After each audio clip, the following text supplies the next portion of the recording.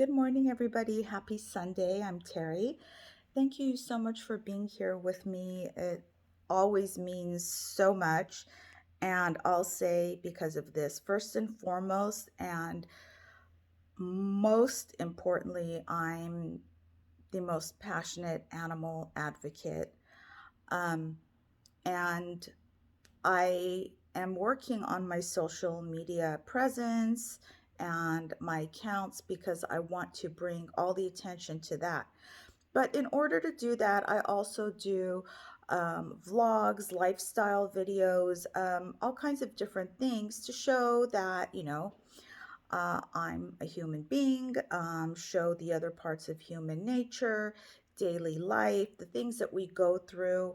Um, my past, my adversities, my joys, my accomplishments, my passions, all of those things help collectively to increase my presence, hopefully, and so that I can work even harder and better towards my goal of animal rescue and advocating for animals and working and living for animals. So this is part 6 of my uh, personal post-surgery vlog, and I'm here, and I'm now wearing, I wear soft throws. I still have my gauze and my post-surgery uh, really extremely sexy. I'm being funny. Black bra and black binder and foam underneath. It would look like I was wearing some kind of lingerie, um, you know, if it wasn't for the foam and the pads sticking out from all over this. But it's okay. I really feel, spiritually speaking, so blessed always. Recovery is going well, and but there are challenges along the way. So let's see here. I'm the whole time I hold up this phone because I still don't have a selfie stick. So here I am coming at you, pasty and raw faced and just raw altogether. So, yeah, for the next year or so, really, I'm not going to be wearing any makeup. Sunscreen is my religion. It always has been, but that's all I would wear on a daily basis. Next week, I do go for a facial that I'm super excited about. It's a fire and ice facial because, I love the glass skin effect. So it's like even when you're raw faced, your skin looks so good. I've seen women with like some flawless, unfiltered looking skin because of the glass skin effect of it's just all about how you take care of yourself. And I've always been into holistics and organics. I'm a staunch vegan because of my love of animals. I was not always a vegan. There were some years ago when I was eating meat, and you would see those in my previous vlogs. And then, it really changed for me drastically. And I've never, of course, never had any regrets. um, my surgeon did want me to eat some meat for recovery, or he wanted me to have, a lot of protein. And he and another person that he consults with said no nuts. They affect recovery in a way that they talked to me about, which I found really interesting. So I'm trying to find my proteins from another source. I know plant-based proteins are great. Um, I'm just trying to get an extra boost of protein, and I would rather do it in an unprocessed way. But but also I contradict myself because I talk about unprocessed foods and everything, but then every day I'm eating chocolate, you know. Even when I detox off of sugar, I go back to eating chocolate. So, yes, go vegan, be kind to animals. Animal lives matter. Animal lives matter, period. Um, Here I am. And so I'm going to talk about, some of the challenges, but, you know, when you're in it, it seems like a big challenge, but overall, um, at the end of the day, I feel like I'm so blessed that there's small challenges, so I have to look at it that way. Side note, uh, I will be honest, there are times when, because of all the things that I've been through in the past, I've had an abusive, dysfunctional upbringing because, my parents were narcissistic sociopaths. I've talked about that before. And that's all I ever attracted, growing up because I had no boundaries, no self confidence. I dealt with a lot. And sometimes I have a really big chip on my shoulders. I have a lot of resentments that I'm trying to work on. And it's on a daily basis. But again, I will say this again, I feel blessed because I have so many good things in my life too. And I try to look at the bright side, although sometimes I tend to look at the dark side um, a lot. And sometimes it's a lot more, But, I wouldn't be me if I wasn't really honest and open as much as I feel that I can be, Um, life is a journey and I'm still on that journey. So, if you're like me, it always gets better. It's not so pat like that when you're in it. It doesn't feel like it, but it does always get better no matter where you are. So, yeah, in in going through recovery, post surgery, I have a lot of days when I'm just like I have nothing but time to think because um, I'm not fully mobile now, and then I'm going to go through another surgery. So this next year is going to be slow, and some days I want it to speed up. I have so much anxiety because there's so many great things that I want to do, and right now, as they say, I heard in a movie, because I'm watching a lot of movies, um, one of the characters were saying, "Oh, it's so much marking time," and I looked it up. Yeah, it's like it's right now is a period. This next year for me is going to be, marking time, and I'm going to have nothing but time. Speaking of which, I've done time before. I've been in county jails and state prisons due to, my dysfunction and my arrest history and the things that I've done. But this is a different period of marking time. Although it has a lot of downtime, boredom, which makes your mind work overtime, but it's in a good way this time. So I'm very grateful for that. So, some of the things that have been going on with my post surgery are so, whatever surgery that people go through, there's so many, I feel like trillions of different types and reasons of surgery um, for so many zillions of people.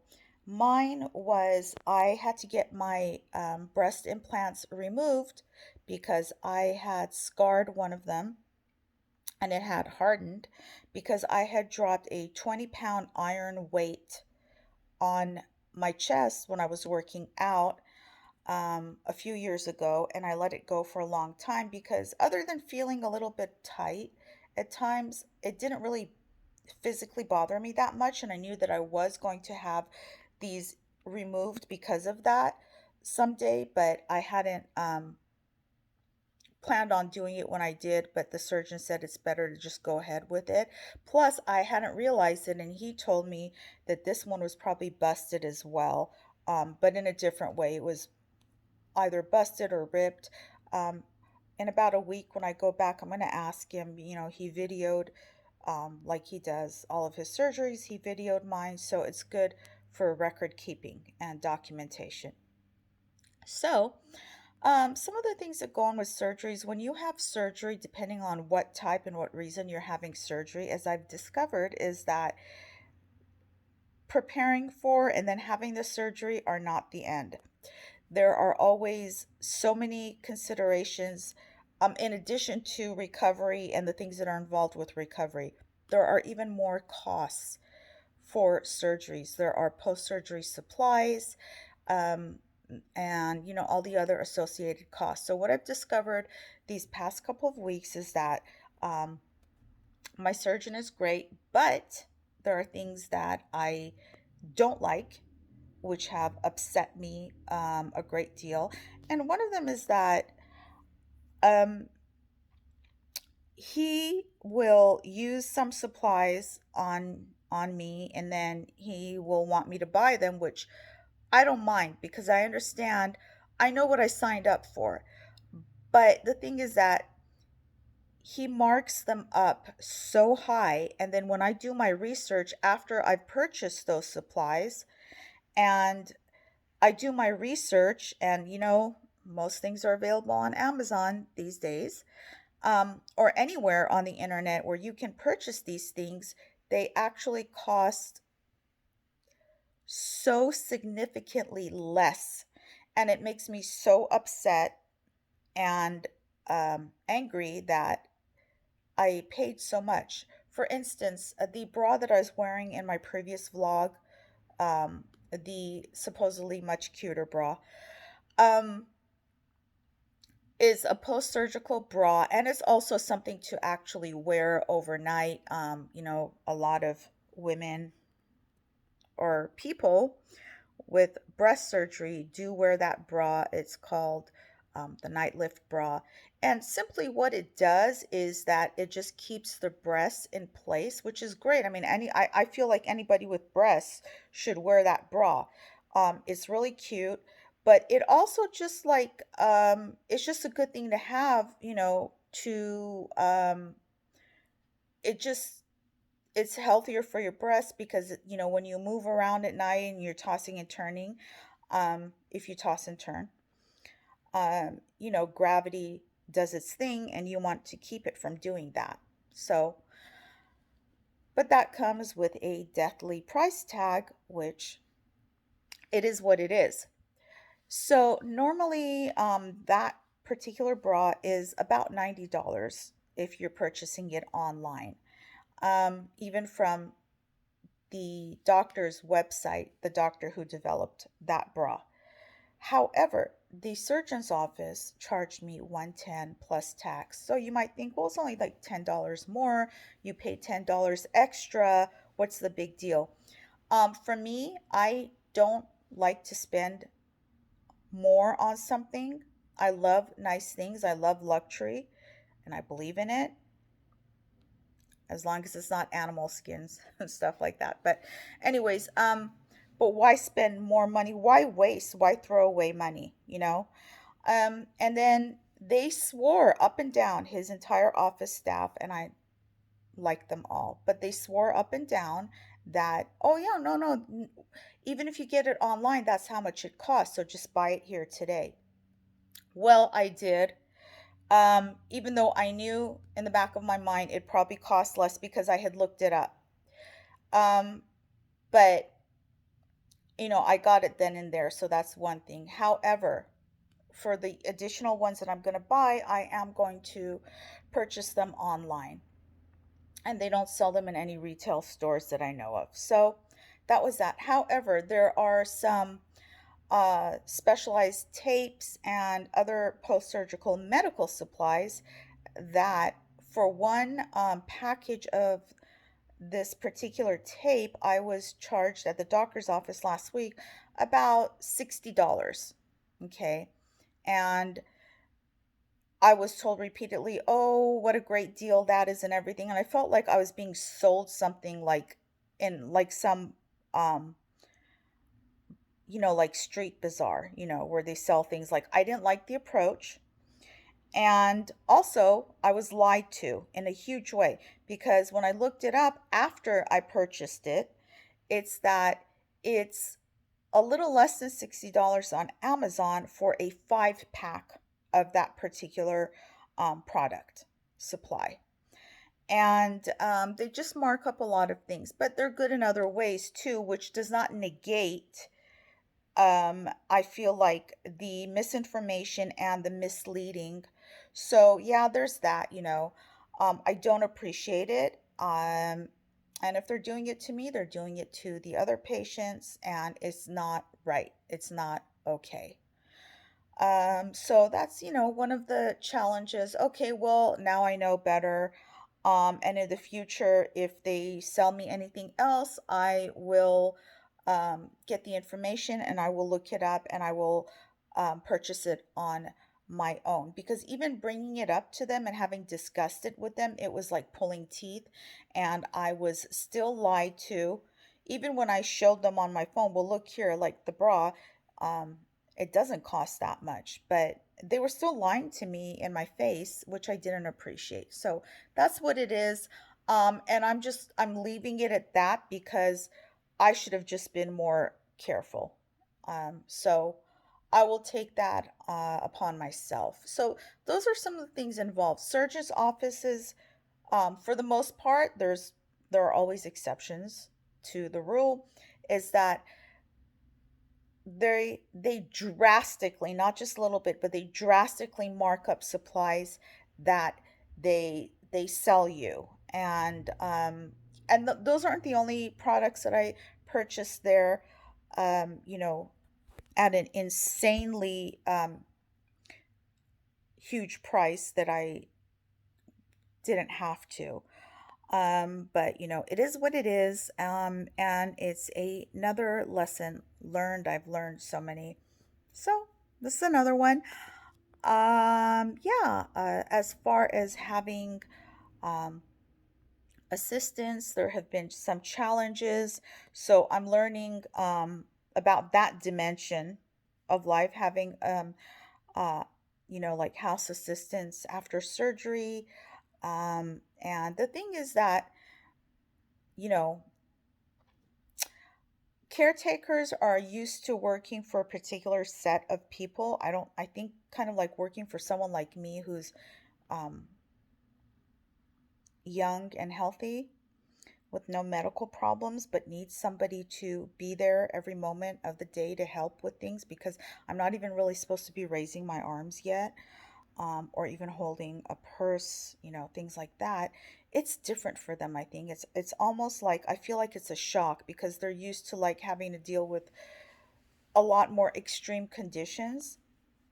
So finding one that's um, if not a perfect match for me, but one that is not going to sit here and be lazy and have to be asked every moment of the way, oh, okay, now let's do this, let's do that. Even when you set an agenda for them, I've had a couple of them that have come through and they've been nice, but there were some big challenges with them, and I don't like a lot of people coming through here. I'm very private, I'm very careful.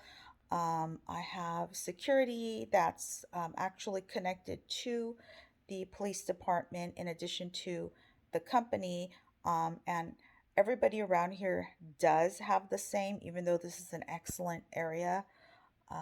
But yeah, so there have been challenges with that. I have somebody great here, um, currently. But, people are not perfect. Of course, I would know that. Um, so, there are things that you learn along the way, there are new um, dimensions of things that you didn't know before. And so you come to learn it without even thinking that there would come the day when you have to be educated about it, so there's that as well. Then also, I like having my independence. I like having my privacy. Even though, I'm with my family here, but um, the thing is that my uncles are overseas, so that's the thing right now. And, so, there are things that you have to learn and research for yourself. You have to advocate for yourself. So there are things that are more involved than you think at the onset. Um, you know, so yeah, other than that, I'm eating even healthier and by that I mean even though I eat chocolate every day, which I shouldn't, um, I'm not eating any more chips. I used to like to snack a lot and I still do, but I just don't. I'm working on my behavior modification, on a different way of thinking, which helps my eating habits. Um, so I'm proud of myself for that. It's an accomplishment. Um, so yeah, there's that. I started physical therapy, so I'm really happy and excited about that. Yay. And yeah, so just a lot of good things going on and dealing with the bumps along the road as I go along. So thank you, my friends here, and thank you so much, and have a great rest of the weekend. Bye.